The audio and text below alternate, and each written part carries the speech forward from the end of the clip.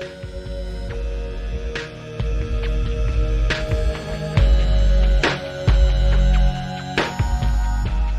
everyone, welcome to episode 8 of The Bottom Line. I hope everyone had a wonderful family day for those in Canada and a great President's Day in the US. We have a very special episode for you guys today. As always, I'm joined by my co-host Syed. For today's agenda, Syed's going to start off by giving us a tech update. Then we're going to dive into a discussion of the cannabis sector, which is very hot to start off the week, but sort of cooled down towards the end. And we're going to wrap up with a quick discussion on a Bitcoin ETF that's about to launch in Canada. So lots to cover this week. Thank you, Deepak. I hope everyone's doing well. This past week in tech, there was a bunch of phishing attacks around the world, as always, and the link to that is in the description for anyone that wants to keep track of them. But there weren't like anything major. Something major that did happen was the Yandex data breach. So Yandex, for those of you that don't know, is one of Europe's largest internet companies, and it's the leading search engine in Russia. And they announced that a data breach had been discovered during routine screening by their security team. An internal investigation revealed that an employee had been providing unauthorized access to users' mailboxes for personal gain. The employee was one of 3 system admins with the necessary access rights to provide technical support for the service. As a result of his action, almost 5,000, so the exact number is 4,887 mailboxes were compromised. No payment details held by Yandex were compromised.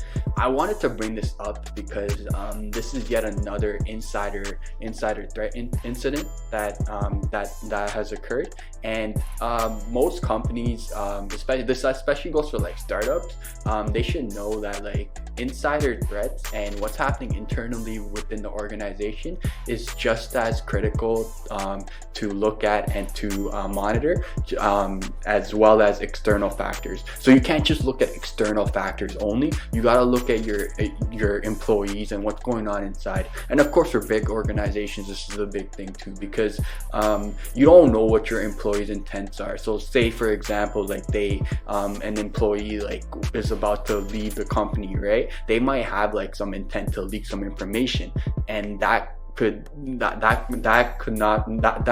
not a good thing, right? And information could be leaked this way, and valuable information, that is. So this is why I wanted to point this out, to keep an eye out on insider risks. And yeah, pretty much this was the update for this week.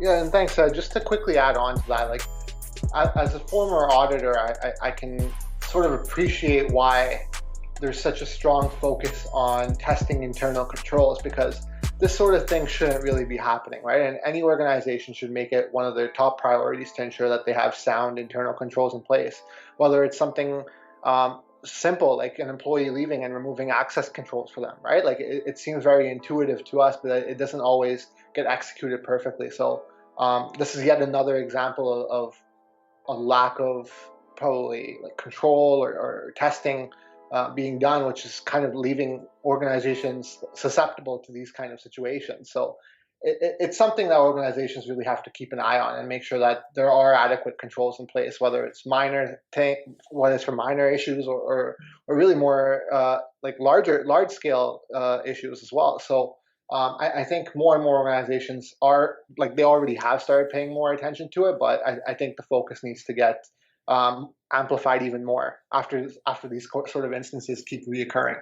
Yeah, you brought up controls, and a few great controls that organizations should implement is user behavior analytics, or UBA, and that basically those are tools that monitor like suspicious behaviors of users within an organization. So, for example, a user logs in at like a suspicious time. The UBA would highlight that and monitor that to see if it's a continuing trend, right? So that's one of the tools, and then there's also DLP, so data leak prevention. So this can prevent from like employees sending stuff via email or through the web through their personal accounts, any internal information, and it'll stop them, and it'll alert the admins, and then someone that has access that has access to confidential information, they should be like put at like high alert as well, because those employees, they have access to very confidential information, and if the wrong intent occurs in their mind, they can take advantage of this. So definitely those are the like a few things that that should be kept an eye on. But this is definitely something that won't stop, and like Deepak said, it should be it should be a priority for organizations. All right, so moving on now to the market, an industry that we mentioned before in previous episodes, and it's still an industry to keep an eye on. Is cannabis. The cannabis industry, as we mentioned before, Joe Biden coming into office and potentially legalizing marijuana. So this industry is definitely an industry to keep an eye on. ETFs out there, a bunch of stocks out there to keep on your watch list, and there are a few stocks that we would like to mention in this episode within the cannabis industry. So Deepak. Yeah, thanks, Ed. So again, like this was a very crazy week for the cannabis sector in general. We started off on Monday. Like I'll just go through an example of sundial growers, which gained a lot of attention within the Reddit community and on Twitter and whatnot. So like you open the day on Monday, February 8th at $1.14, and it made its way all the way past $4 before closing the week at around 2. So clearly you can see that there was a lot of movement in these stocks, and again, part of it is, yeah, you can say the Reddit community is targeting it again. You run it up, and it's like a pump and dump that you think of in the traditional sense. But I think the cannabis sector in general is very bullish for the rest of the year. So despite the fact that you saw a lot of movement up and then it seemed like a dump, I don't think that the run is over yet. But depending on your risk appetite, you might not want to go in some of these riskier plays like a sundial or an Aurora Cannabis and ACB, right? So because these stocks have a lot of volatility, I don't know if it's suitable for everyone's obviously different preferences here. But I did want to recommend, if you do want to have some sort of exposure within the cannabis industry to take advantage of the bull market in it, go for the leaders, right? Like I think Afria, even though it's not a leader of the pack, it's got good cash flows. I think looking at their financial statements, they're heading in the right direction. They also have a merger, I think they announced late last year with Tilray. So I mean, that's the stock I would take a look at. If you really want to take a look at the leader of the pack, then Canopy Growth is probably the best way to go. Ticker CGC for those who are interested. If you don't want to go there, then you can actually get exposure in a different way. Like there's this company called Grow Generation Corp, ticker GRWG. So this company actually provides the equipment to these cannabis growers, really. So they're not the ones growing them. They're just supplying the equipment, right? So it's analogous to how Boeing is providing airplanes to Air Canada. If you want exposure to that sector, maybe Air Canada is too risky for you, then you take a position in Boeing, right? So I think it would be a similar way here. And if that's also not within your risk appetite, then you might even go for that ETF, which I mentioned, I think a few weeks ago, HMMJ. So when I mentioned it, it was hovering around $9 to $10 a share. Now it went as high as, well, past $19 actually, and it closed the week at 14. So I mean, there's volatility even in the ETF, but I think if you want to take advantage of the bull market in cannabis this year, I think the ETF would be a good way to go. But again, like, do your own research. Make sure that you're making decisions that are aligned with your own risk appetite. So we try to reiterate that fact every week. It's very important, especially in the volatile market, to make sure that you're convicted about what you're investing in and you've done appropriate research. Yeah, just to add on to that, I wanted to reiterate the fact that we're not financial advisors, and like Deepak said, always know your risk tolerance and always do your due diligence when looking into these stocks because of the volatility and risk involved.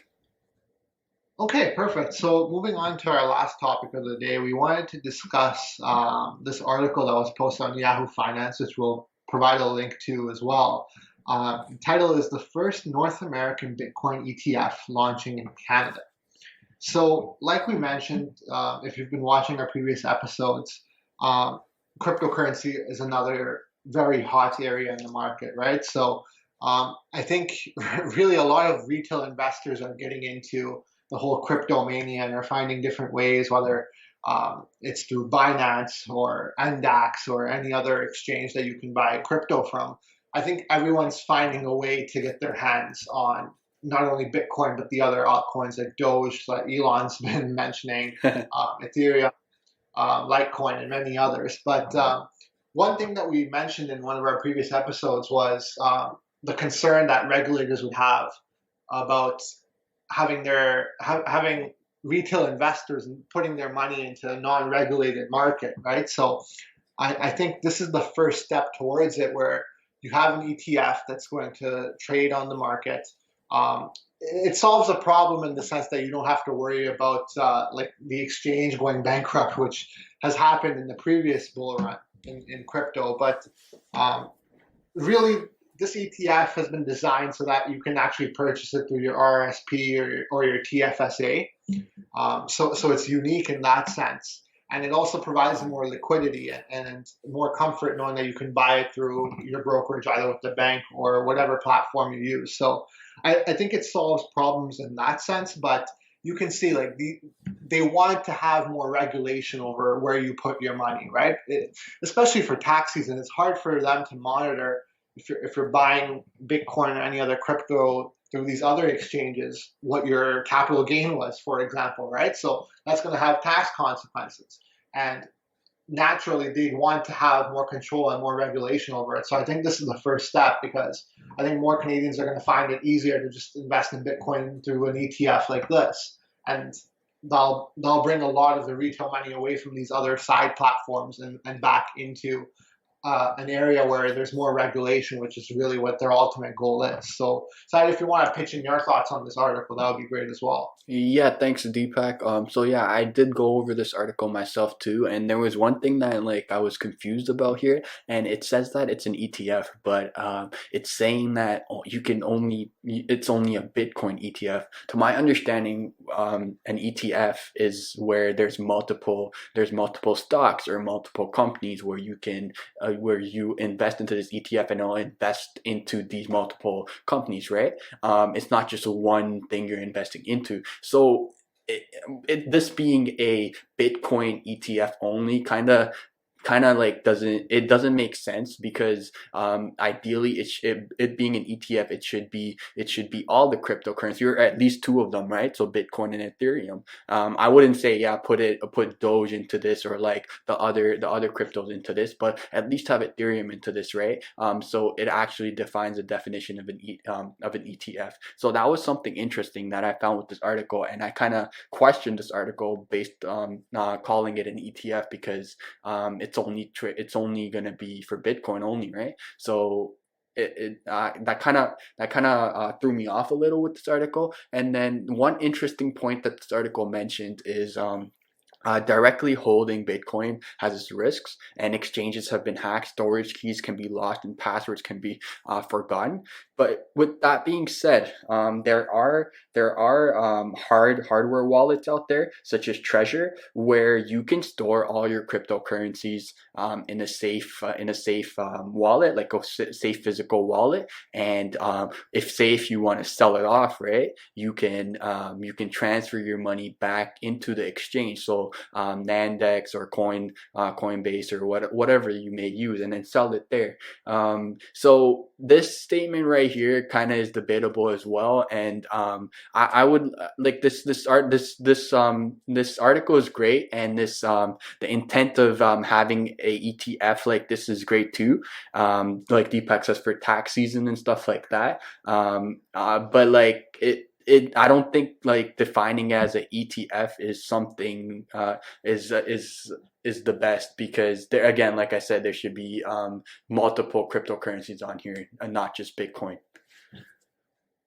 Yeah, and I mean, like the concern with that is like if you start including these small altcoins, like Doge, for example, that's very volatile. So it's tough to put all these small little altcoins within an ETF, given that they could basically have no value. So I understand why they might not include a lot of different cryptocurrencies, but again, like you said, like in order to get more investors into it, like yeah, you should include more cryptocurrencies, right? Because there is really a Bitcoin fund that you can buy and an Ether fund that you can buy. So I mean, like there's no reason why an investor would buy this over those, right? So again, I think it will come where you're gonna have an ETF that tracks all the other cryptos, but I mean. I guess this is the first step. So it's an interesting development. We'll see where it goes. But like I said, there would be concerns about regulation, and now that they're seeing that more and more retail investors are going to find a way to invest in crypto, they're finding a way to regulate it. So I think this is the first step in that process. All right, so that wraps up the topics for episode 8. One shout out I wanted to give was to Dakota McDonald on TikTok. He commented about the stock SBFM, so Sunshine Biopharma Inc. It's a Montreal-based pharmaceutical company, and they have research on cancer and COVID-19. So Dakota commented on one of our posts, a few of our posts on TikTok, saying that this stock, to keep an eye on this stock, and eventually the stock went up last week. So big shout out to Dakota for bringing up this stock, and definitely keep an eye out on the stock. Speaking of TikTok, make sure you follow us on TikTok. It's the bottom line _DS.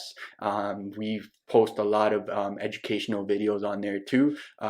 With that being said, we hope that everyone had a great Family Day for those of us in Canada, and a great President's Day for everyone down south in the US. Everyone, please stay safe and healthy during these times, and we'll catch you guys for episode 9 this coming week. Thank you, everyone.